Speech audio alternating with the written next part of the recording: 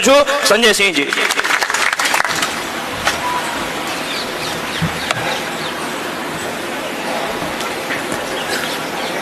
एक बार जोरदार नारा लगाएंगे पीछे तक, भारत माता की जय जवान, जय जवान।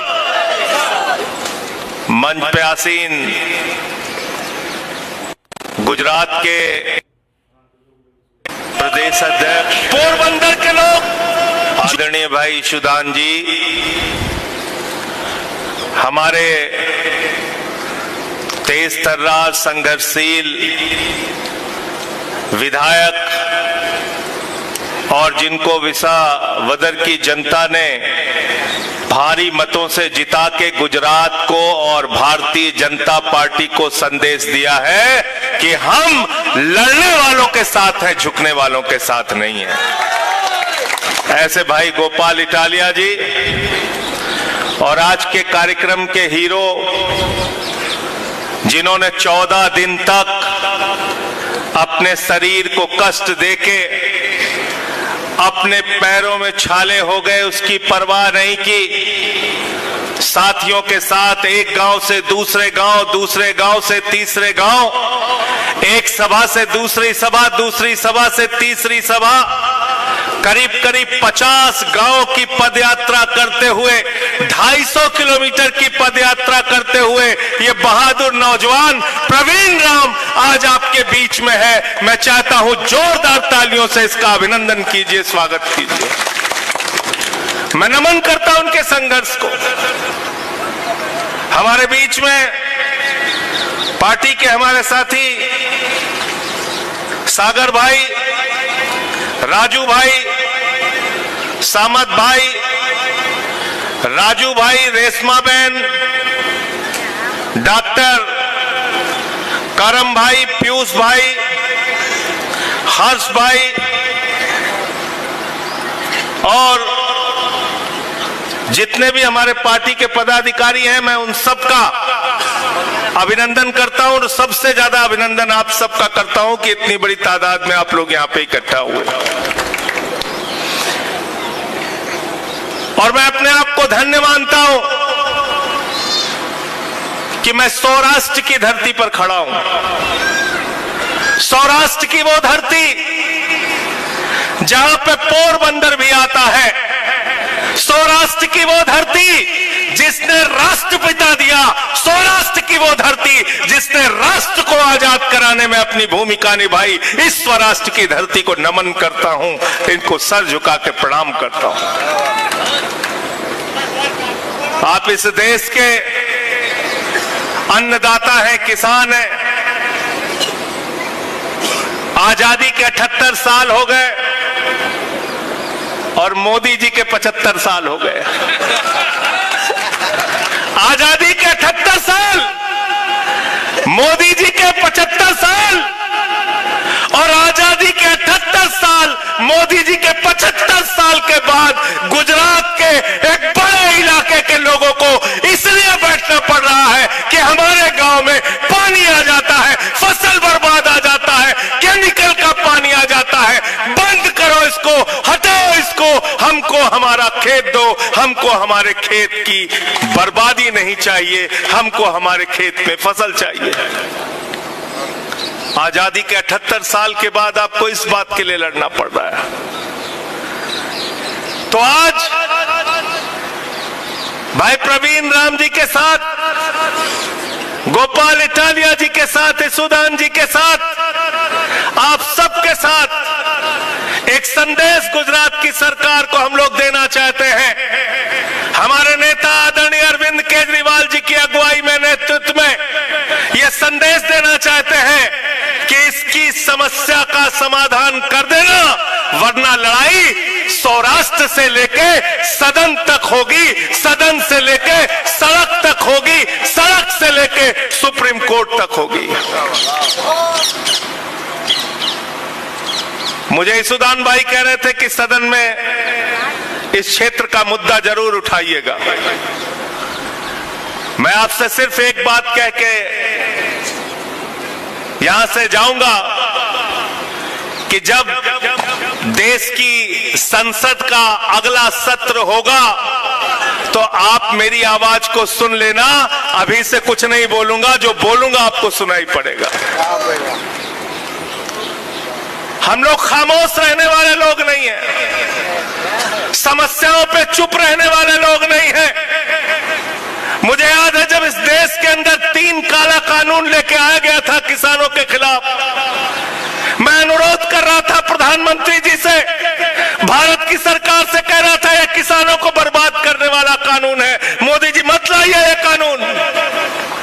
सरकार ने हमारी बात नहीं सुनी।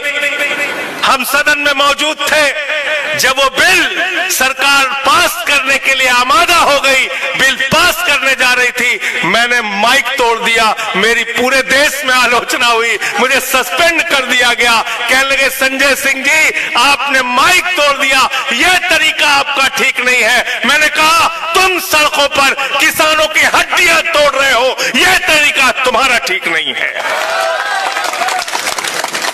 तुम अपना तरीका ठीक करो, फिर हम अपना तरीका ठीक करेंगे। हमारे खेतों में पानी रहेगा, हमारे खेतों में केमिकल का पानी रहेगा। सरकार के केंद्रीय मंत्री वादा करेंगे और काम नहीं करेंगे तो प्रवीण राम सड़कों पे आंदोलन करेंगे और हम सब इनके साथ मिलकर आंदोलन करेंगे।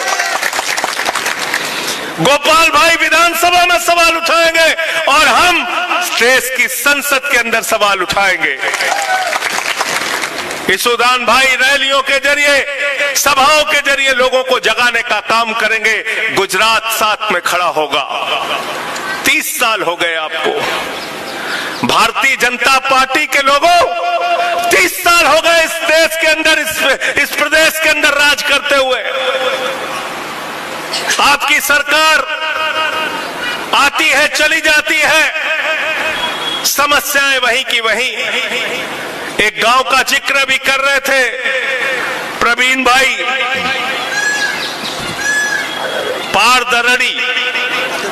पादरड़ी, और इस गांव के अंदर एक नदी बहती है।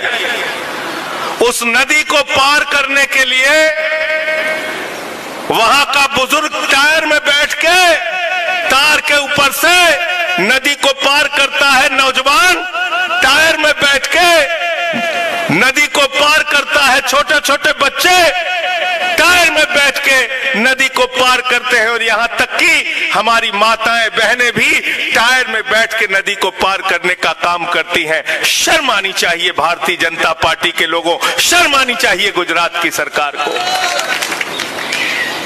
प्रधानमंत्री जी आपने बहुत हर्षोल्लास के साथ आजादी के 78 साल भी मनाए और अपनी जिंदगी के 75 साल पूरे होने पे जन्मदिन भी मनाया, हर्षोल्लास के साथ मनाया। पूरे देश ने आपको बधाई दी। सौराष्ट्र के लोग, पोरबंदर के लोग, जूनागढ़ के लोग, सोमनाथ के लोग, ये लोग भी आपको बधाई देना चाहते हैं। आइए इनकी समस्याओं का समाधान कीजिए और समाधान करके जो भी आपके सरकार की ओर से बजट लगता है वो बजट लगाने का काम कीजिए। इस पूरे क्षेत्र की जनता आपका अभिनंदन करेगी, आपको माला पहनाने का काम करेगी।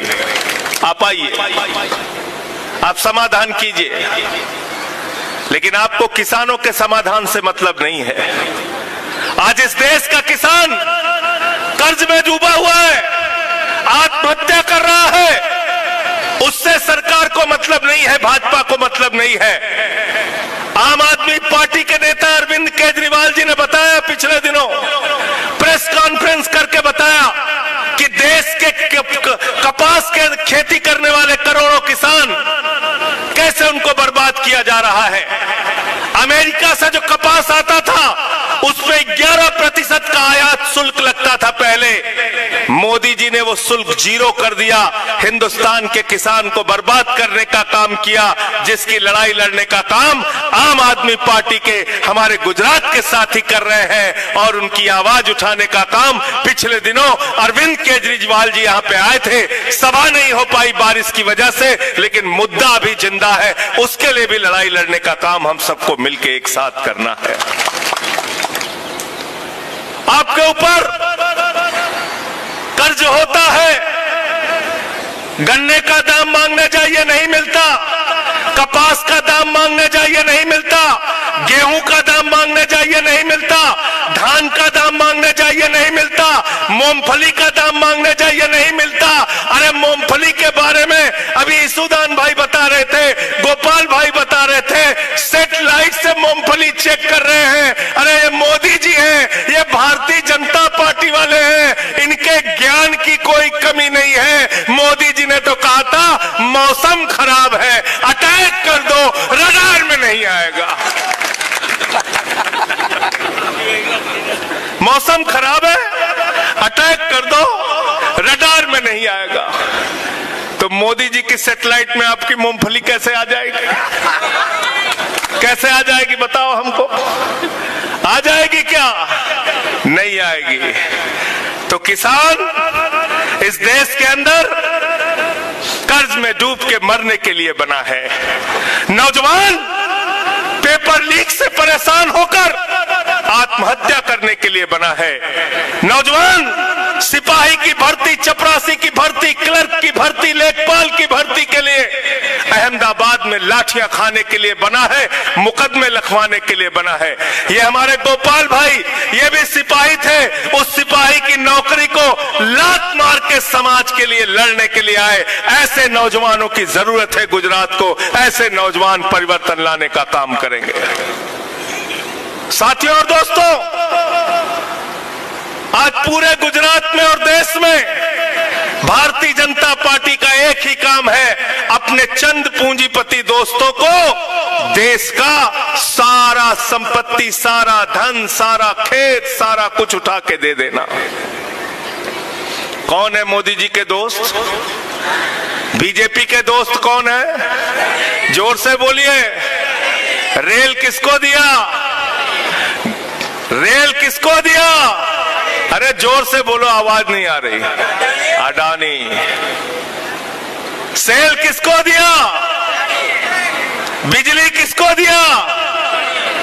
पानी किसको दिया? एयरपोर्ट किसको दिया? पोर्ट किसको दिया? कोयला किसको दिया? गैस किसको दिया? आकाश किसको दिया? पाताल किसको दिया? सब कुछ उठा के अपने एक दोस्त को दे दिया।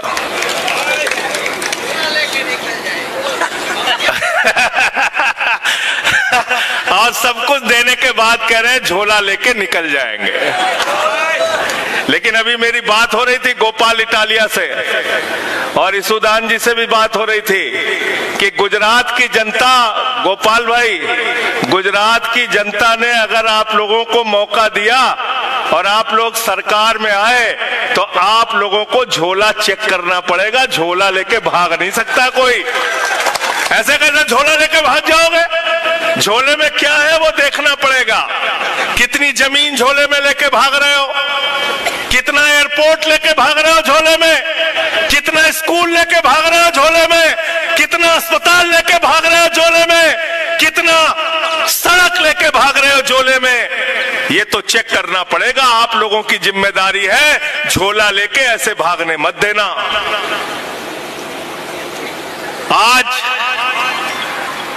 जब मैं यहां आ रहा था तो एक मैंने खबर पढ़ी कि पाकिस्तान ने कहा हम क्रिकेट मैच नहीं खेलेंगे एशिया का। कहा नहीं कहा? पाकिस्तान ने कहा।